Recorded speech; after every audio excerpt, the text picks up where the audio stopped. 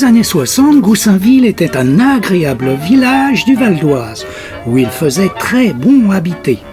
Ce village vivait en complète autonomie, avec son épicerie qui faisait mercerie, également marchand de journaux, tabac, sa boucherie, sa boulangerie, et surtout les fermes aux alentours où nous allions chercher du lait frais et des œufs sortis du cul de la poule. Sur la place du village étaient réunis une fois l'an tous les habitants pour la fête du vieux pays de Goussainville. Dans ces années-là, c'était plutôt un village agricole où tout le monde se connaissait et se côtoyait.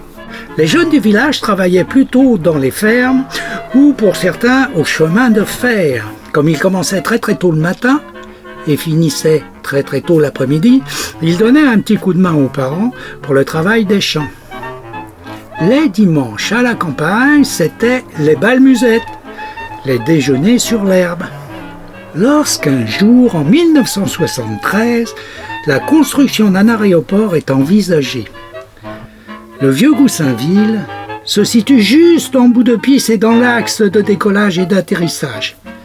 Invivable pour les habitants. C'est ainsi que l'aéroport de Paris propose aux 1000 habitants de Goussainville le rachat de leur maison à des prix très attractifs.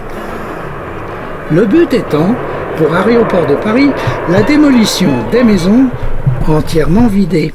Et là, un problème a surgi, ou pour certains, un véritable miracle. L'église romaine du village est classée et empêche toute démolition. Ce vieux village fantôme tenterait-il de renaître ? Il est vrai qu'en se promenant parmi les ruelles, certes, on peut voir des maisons murées, des maisons abandonnées, mais on peut également voir un village qui vit, une école, des reconstructions de maisons du plus bel effet, ainsi qu'un projet de réhabilitation qui devrait voir le jour fin 2026 sur la place Hyacinthe Drugeon.